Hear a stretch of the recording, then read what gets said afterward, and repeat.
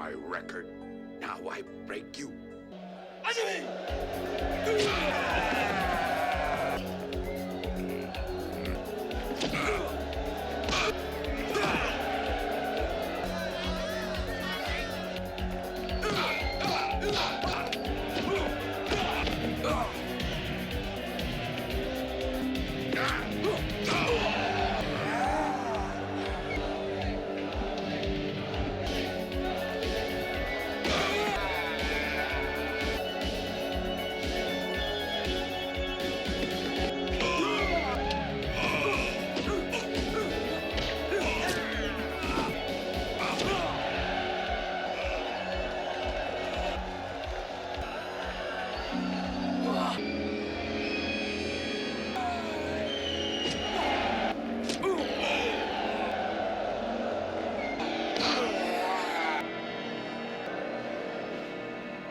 The film begins in the vibrant backstreets of Hong Kong, alive with activity as preparations unfold for the clandestine martial arts tournament known as the Kumite.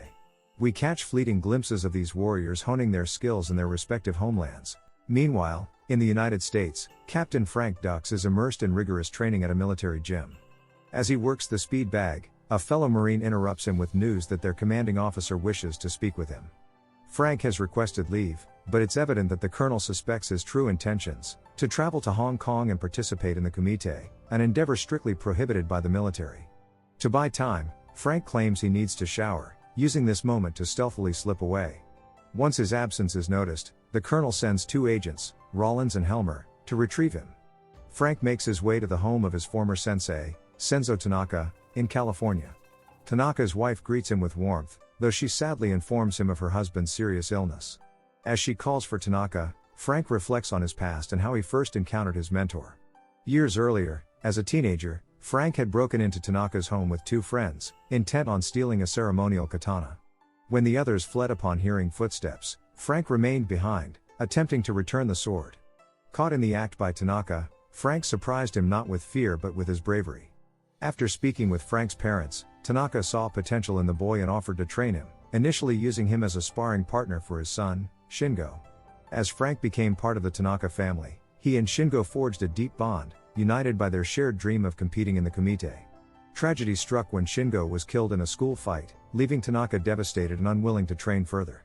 Determined to honor his fallen friend, Frank pleaded with Tanaka to continue his instruction, although hesitant at first, pointing out that Frank was neither Japanese nor a Tanaka by blood. Tanaka ultimately yielded to Frank's unwavering dedication.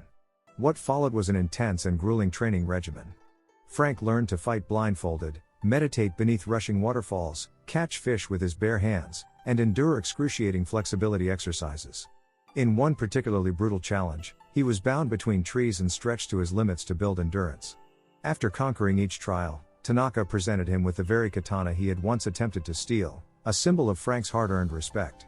Returning to the present, Frank visits the frail Tanaka to share his plans for entering the Kumite. Despite his weakened state, the master gives his approval and bestows his blessing upon Frank. Traveling to Hong Kong, Frank checks into a hotel shared by many other fighters. In the bustling lobby, he encounters Ray Jackson, a boisterous American bruiser on a motorcycle who quickly becomes his friend after they engage in a spirited arcade game.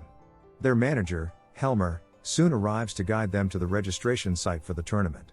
Meanwhile, Janice Kent, an American journalist stationed in Hong Kong, diligently seeks to uncover the secrets surrounding the Kumite. She conducts interviews with various fighters and guests at the hotel, yet her efforts yield silence. No one is willing to share insights.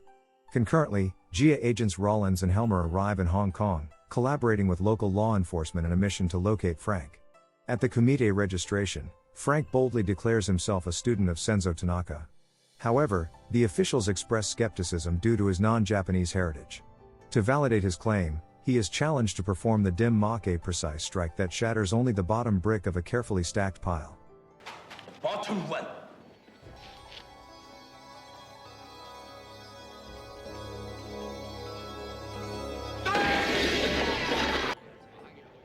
But brick, not hit back. With remarkable skill, Frank executes the technique flawlessly, leaving onlookers in awe. Among them is Chong Li, the reigning champion, whose imposing presence looms silently from the sidelines. The following morning, as Frank and Jackson prepare for the tournament, they are briefed on the rules. Victories can be achieved through knockout, submission, or by throwing an opponent out of the ring. The audience, a mix of affluent gamblers, eagerly places heavy bets as fighters of diverse sizes and styles step into the arena.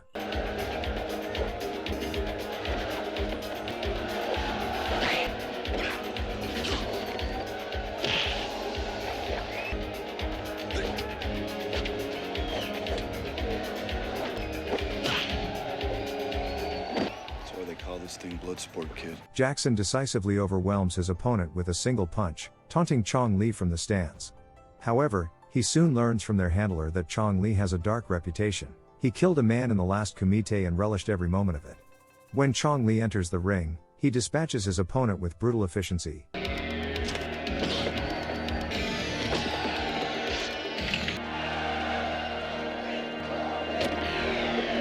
Shattering the tournament record with a stunning 14.8-second victory. In a remarkable display of skill, Frank follows suit in his own match.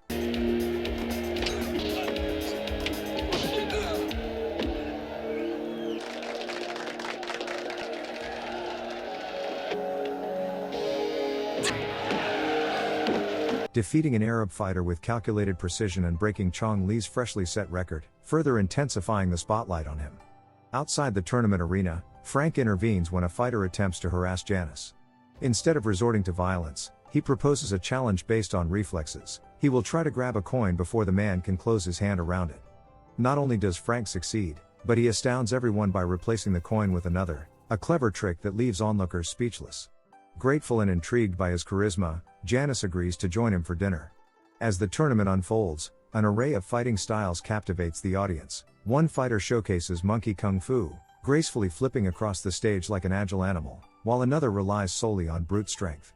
The diverse and savage nature of the matches captivates the audience, drawing them deeper into the spectacle.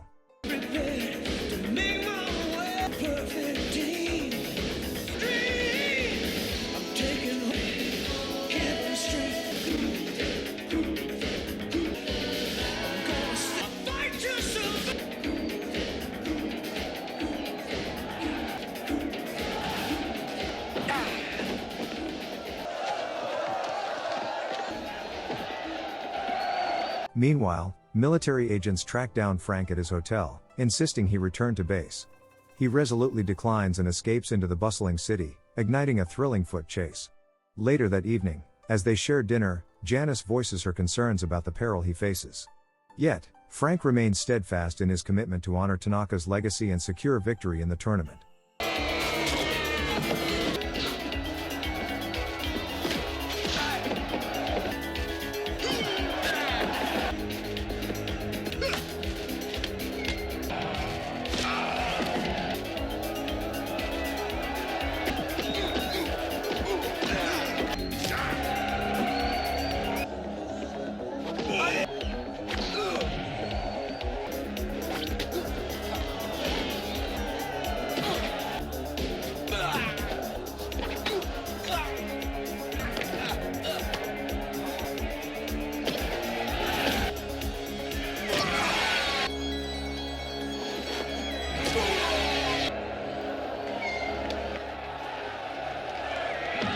The following day, Jackson steps into the ring against the formidable Chong Li. He begins with ferocity, landing powerful strikes that send Chong Li to the ground. However, in a moment of overconfidence, Jackson turns his back, allowing Chong Li to rise and unleash a brutal counterattack that leaves Jackson unconscious.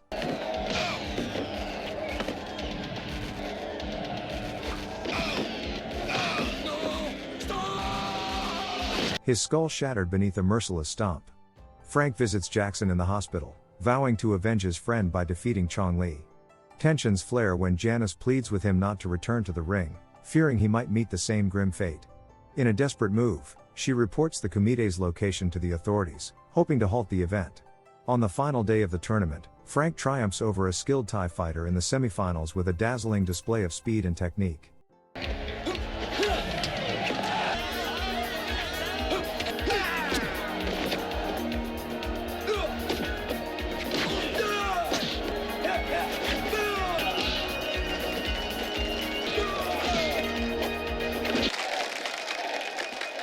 Meanwhile, Chong Li coldly dispatches another opponent by snapping his neck, sending shockwaves of horror through the crowd. Although the organizers briefly turn away in silent protest, they do not intervene. You are next.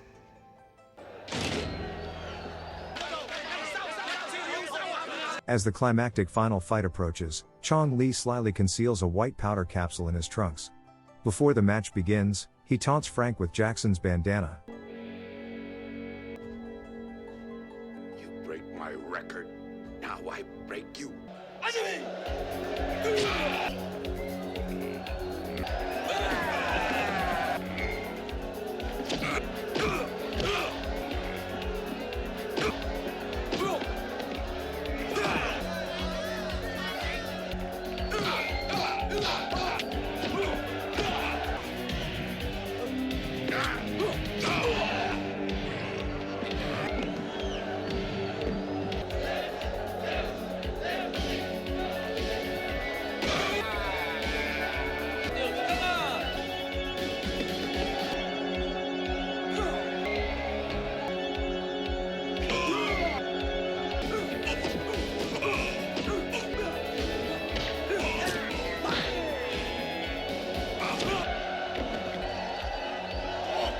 Just as Frank begins to celebrate, Chong Li throws the powder into his eyes, blinding him momentarily.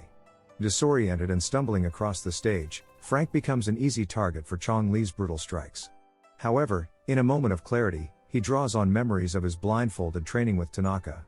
Gradually regaining his composure, Frank learns to sense his opponent through sound and movement.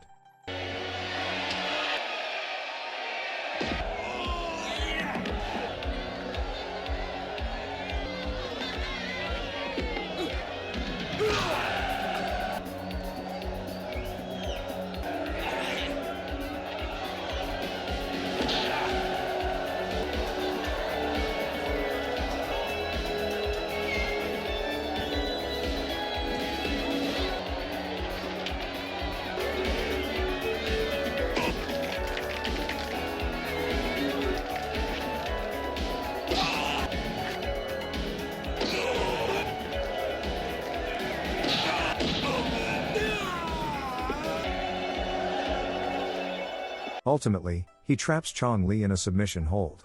With a pained scream, Chong Li surrenders by shouting "Mate," prompting an eruption of cheers from the crowd. Frank retrieves Jackson's bandana and is honored with a ceremonial katana by the tournament organizers.